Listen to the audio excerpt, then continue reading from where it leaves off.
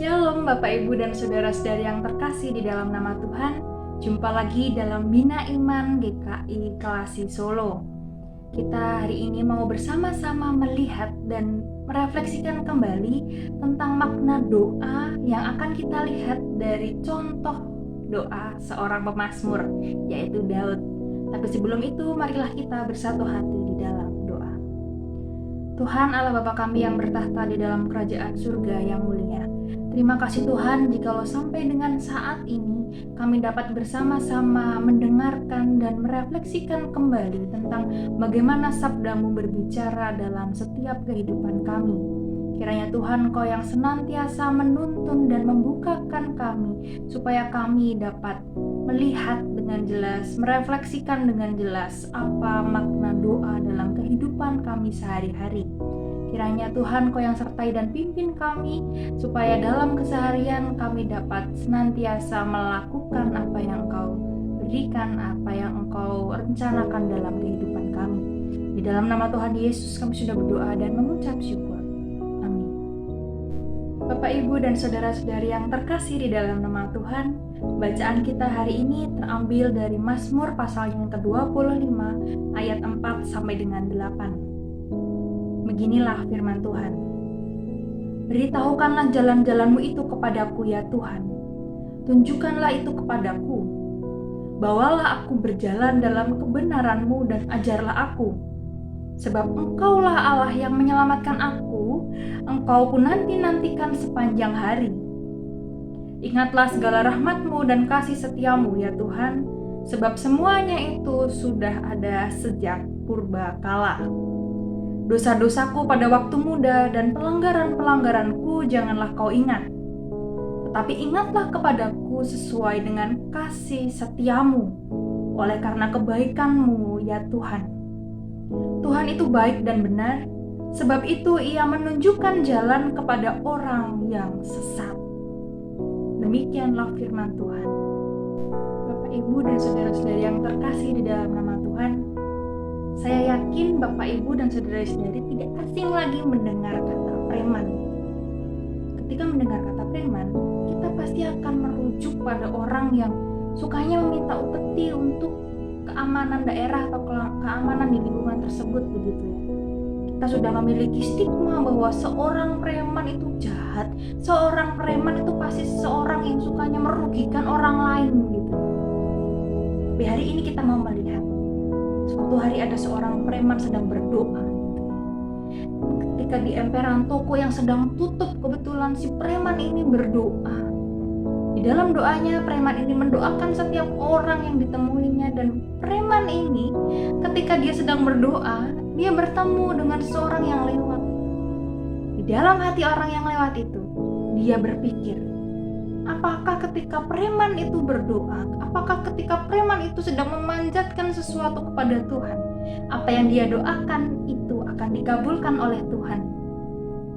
Karena kembali lagi ketika kita ingat, seorang preman itu biasanya itu menjadi seorang yang jahat, yang kejam, yang sukanya meminta uang atau upeti untuk menjaga keamanan di daerah tertentu, begitu ya. Nah, hari ini kita mau melihat dari Daud. Tentu kita tidak asing lagi dengan siapakah itu Daud, Raja Israel. Banyak cerita tentang Daud yang sudah kita ketahui, dari perjuangannya melawan Goliat, dari bagaimana dia menjadi raja. Dan kita tahu, Daud itu pernah melakukan sebuah kesalahan yang besar, di mana dia menginginkan istri dari Uria. Bukan hanya menginginkan istrinya, Daud itu ternyata merencanakan pembunuhan untuk Uria supaya Batsheba ini dapat dimiliki oleh Daud. Bukan hanya direncanakan, ternyata rencana itu sudah dilakukan hingga pada akhirnya Daud terseret dalam dosa yang besar. Dia sudah merencanakan pembunuhan, membunuh, lalu dia memiliki Batsheba, istri dari Uria. Kita lihat dalam Mazmur 25 hari ini, bagaimana ternyata meskipun Daud itu menjadi seorang raja di Israel, dan dia memiliki kesalahan, atau bisa kita sebut sebagai memiliki dosa, bagi kita mungkin dosa Daud ini adalah dosa yang besar, karena dia sudah melakukan perkara-perkara yang tidak sesuai dengan apa yang Allah inginkan. Tapi ternyata kita melihat Daud itu mau berdoa kepada Allah, dia mendoakan, dia memohon ampun dan berdoa untuk perlindungan juga. Orang yang berdoa ternyata tidak sia-sia. Mau orang itu berdosa ataupun tidak berdosa, ketika orang itu memanjatkan doanya, Tuhan pasti mengabulkan. Dengan catatan, mengabulkannya sesuai dengan apa yang Tuhan inginkan dalam kehidupan kita sehari-hari. Kita bisa melihat dalam ayat ke-8, Tuhan itu baik dan benar, sebab itu Ia menunjukkan jalan kepada orang yang sesat. Tuhan mau mengabulkan orang yang bagi kita, orang itu tidak benar, orang itu berdosa. Tapi Tuhan tetap mau memberikan jalan yang benar, membetulkan jalannya yang pertamanya itu belok-belok. Tuhan tuh mau meluruskan. Meskipun bagi kita, apakah itu mungkin? Dalam pertanyaan kita, dia kan sudah berbuat dosa. Tapi hari ini kita bisa bersama-sama melihat, Bapak, Ibu, dan saudara-saudara yang terkasih, Daud sekalipun orang yang memiliki kekuasaan, orang yang pernah berdosa, pernah merugikan orang lain, itu mau berdoa dengan Tuhan. Dia mau memohon ampun, dia mau meminta perlindungan kepada Tuhan. Karena apa? Karena Daud tahu dia tidak mampu. Hanya bersama Tuhan dia percaya, dan apa yang dia inginkan itu semua diserahkan kemudian kepada Tuhan. Kita bisa melihat dalam ayatnya yang kelima bagaimana Daud itu benar-benar menyerahkan. Bawalah aku berjalan dalam kebenaran-Mu dan ajarlah aku, sebab Engkaulah Allah yang menyelamatkan aku, Engkaulah aku nanti-nantikan sepanjang hari. Daud itu paham, Bapak, Ibu, dan saudara-saudari yang terkasih. Meskipun dia berdosa, tapi dia tetap percaya kepada Tuhan, karena Tuhan itu baik. Tuhan itu yang menyelamatkan dia dari dosa-dosanya. Saya rasa Bapak, Ibu, dan saudara-saudari yang terkasih, dan saya pun mengetahui tentang hal itu. Tuhan Yesus sudah mati di kayu salib. Bapak, Ibu, dan saudara-saudari yang terkasih di dalam nama Tuhan, kita tahu bersama bagaimana Yesus itu sudah mati di kayu salib untuk menembus dosa-dosa kita. Jadi kita dapat belajar hari ini bahwa ketika kita berdoa, doa itu adalah bentuk komunikasi, Bapak, Ibu, dan saudara-saudari yang terkasih. Sehingga mau orang itu berdosa sebagaimanapun, mau orang itu kita anggap sebagai seorang yang jahat, ketika dia berdoa, Tuhan jauh lebih tahu apa yang dia butuhkan. Jadi doa itu menjadi sarana komunikasi supaya manusia, kita sebagai umatnya itu dapat membangun relasi yang akrab dengan Tuhan. Ibarat kata seperti seorang ayah dengan anaknya. Terkadang ada ayah yang hanya diam saja, pura-pura merasa tidak tahu, pura-pura tidak peduli kepada anaknya. Padahal saya yakin dan percaya, rasanya ayah itu pasti tahu apa kebutuhan anaknya. Misal anaknya sekolah, perlu mendapatkan bantuan, mau diantar kemana, atau mungkin membutuhkan kebutuhan apa, ayah itu pasti tahu. Tapi kenapa ayah itu diam? Kita bisa tahu, kita bisa melihat, ternyata ayah itu mau menunggu bagaimana anaknya itu mau mengkomunikasikan hal itu kepadanya. Bukan hanya untuk supaya dekat, tapi ayah ini mau melihat apakah anaknya itu mau mengakui apa yang dia butuhkan dengan jelas. Belajar dari Daud, kita tahu Daud itu sudah berdosa. Kita tahu apa yang dilakukan Daud itu ada tidak benarnya, begitu ya. Terutama pada saat dia mengusahakan Batsyeba, di mana pada saat itu Batsyeba masih menjadi milik orang lain.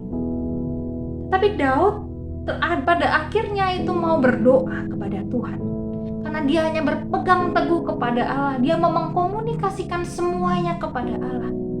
Daud percaya, Daud tahu, dia yakin bahwa dirinya tidak bisa berjalan sendiri. Dia membutuhkan Tuhan supaya dia bisa diselamatkan, supaya dia bisa dibawa kepada jalan yang benar.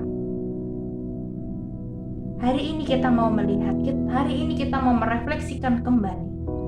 Apakah kita yang terkadang merasa tidak nyaman, merasa tidak pantas untuk mengajukan berbagai macam kebutuhan kita kepada Tuhan, seperti curhat Tuhan, hari ini aku mengalami masalah. Tuhan, hari ini orang yang bertemu denganku ternyata berbuat tidak baik kepadaku. Bapak, Ibu, dan saudara-saudari yang terkasih, tetaplah berdoa, tetaplah yakin kepada Tuhan. Tidak ada yang sia-sia ketika kita berdoa. Meskipun kita mungkin pernah mengalami situasi yang pahit, mengesalkan, dan terkadang kita juga merasa, diriku ini berdosa, diriku ini sudah tidak pantas untuk berkomunikasi lagi dengan Tuhan. Ingatlah, ketika kita memikirkan hal itu, kita sedang memikirkan sesuatu dengan kacamata manusia. Sedangkan Allah itu tidak pernah memandang mau sebagaimana kita bersalah, mau sebagaimana kita tuh tidak pantas. Tuhan itu selalu mau menerima kita. Tetaplah berdoa, tetaplah percaya dan teguh kepada Allah meskipun kita merasa tidak pantas. Mari kita selalu berusaha untuk melakukan apa yang diperintahkan oleh Tuhan juga. Meskipun kita tahu bahwa kita pernah melakukan dosa, maka kita harus bisa belajar untuk mulai meninggalkan dosa itu dan selalu berpegang teguh kepada apa yang sudah diperintahkan oleh Tuhan. Tetaplah berdoa, mari kita bersama-sama lebih melihat lagi bagaimana cara Tuhan memandang kita dan bukan sebaliknya, bukan melihat dari bagaimana cara manusia lain memandang diri kita. Seperti preman tadi, kita bisa melihat orang lain berpikir bahwa dia orang yang jahat. Orang lain berpikir bahwa preman ini adalah orang yang tidak baik. Tapi nyatanya, ternyata dia masih mau memikirkan orang yang dia temui. Dia tidak selamanya berbuat jahat. Karena pasti ada titik di mana orang yang pernah bersalah pun memahami. Dia paham betul bahwa dia juga akan bertobat. Dia akan berubah menjadi arah yang lebih baik. Mari kita bersama-sama melihat bagaimana cara kita memaknai doa. Bukan masalah pantas dan tidak pantas, tapi sebagaimana kita mau membangun relasi dengan Tuhan, mau membangun keintiman dengan Tuhan. Tuhan Yesus